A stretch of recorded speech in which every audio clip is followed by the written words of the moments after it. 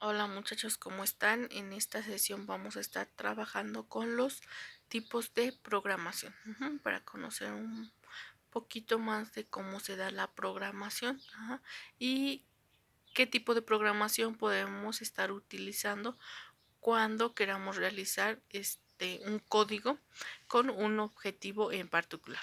Podemos retomar este tipo de programación en cualquier lenguaje de programación. Recordemos que el lenguaje de programación es el software, la plataforma donde nosotros podemos realizar el código de los programas que podamos estar utilizando con diferentes aspectos. Bueno, pues vamos a iniciar con lo que es la programación estructurada. Y esta programación se refiere o está compuesta por un conjunto de técnicas que han ido evolucionando, aumentando considerablemente la productividad del programa en sí, reduciendo el tiempo de depuración. ¿Qué es la depuración? ¿Se acuerdan qué es? Bueno, pues es la de que ustedes realizan para ver si su código es funcional o no, y les manda errores si no es así y les indica dónde están estos errores. Continuamos, que es el mantenimiento del mismo. Esta programación estructurada utiliza un número limitado de estructuras. Recordemos que nuestro código está realizado por líneas de código, por estructuras, por clases, por variables. Entonces esto está limitado en lo que son sus estructuras de control reducido, así para considerar dónde están o cuáles fueron estos tipos de errores. Continuamos con lo que es la estructura de estos tipos de programas, que existen tres y aquí les vamos a mencionar. El primero son las estructuras secuenciales. Cada acción sigue a otra. Termina una acción y continúa la otra. Por eso la salida de una acción es la entrada de otra. Ahora sí, como dicen ustedes, que un clavo saca otro clavo, algo así más o menos. Cuando termina una acción, continúa la otra. Otro tipo de su estructura es la estructura selectiva. ¿A qué se refiere esta? Bueno, pues esta estructura se evalúan las condiciones y el funcionamiento del resultado que han ido generando dentro del código, unas acciones a otras, dependiendo de las acciones, y se utilizan expresiones lógicas para establecer este tipo de estructura selectiva. Y por último, las estructuras repetitivas. Bueno, pues estas son secuencias de instrucciones que se repiten de un número determinado de veces en su código. Todo lo vamos a estar manejando en un mismo código. Continuamos con las ventajas de este tipo de programación, que es la estructurada, y pues tenemos algunas, como los programas son fáciles de entender porque es estructurada, tiene vamos a decirlo así, su código está estructurado o dividido en diferentes partes, y pues de esta manera podemos representar o encontrar dónde está el error o dónde le podemos cambiar en nuestro código para obtener el resultado. Se reduce la complejidad de las pruebas, por lo mismo, como es estructurada, podemos ir haciendo pruebas en funciones.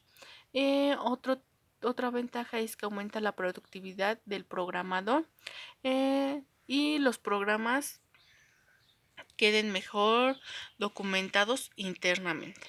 Ustedes saben que pueden estar documentando su programa con el código de ciento y tantas líneas que ya realizaron en Java. Continuamos con lo que es la programación modular. Este es otro tipo de programación, bueno, y consta de varias secciones divididas en forma que interactúan a través de las llamadas de procesos, que integran el programa en su totalidad. Y con este tipo de programación, el programa principal coordina las llamadas a los módulos secundarios y pasan mediante los datos necesarios en forma de parámetros. A diferencia de la estructurada, aquí van a estar manejando parámetros para realizar este tipo de programas. Continuamos con lo que es la programación concurrente. ¿A qué se refiere esto? Bueno, pues la programación concurrente, este es un tipo de programación que se utiliza cuando tenemos que realizar varias acciones a la vez. Por eso es su palabra, concurrente. Otra característica es que suele utilizar para controlar las acciones de usuarios y programas a un recurso de forma simultánea. O sea que ustedes pueden estar utilizando varios recursos a la vez. Y continuamos con la última característica de estos programas concurrentes, que se trata de una programación más lenta y laboriosa, obteniendo unos resultados lentos en las acciones. Continuamos con lo que son la programación funcional y la programación lógica. Estos son los dos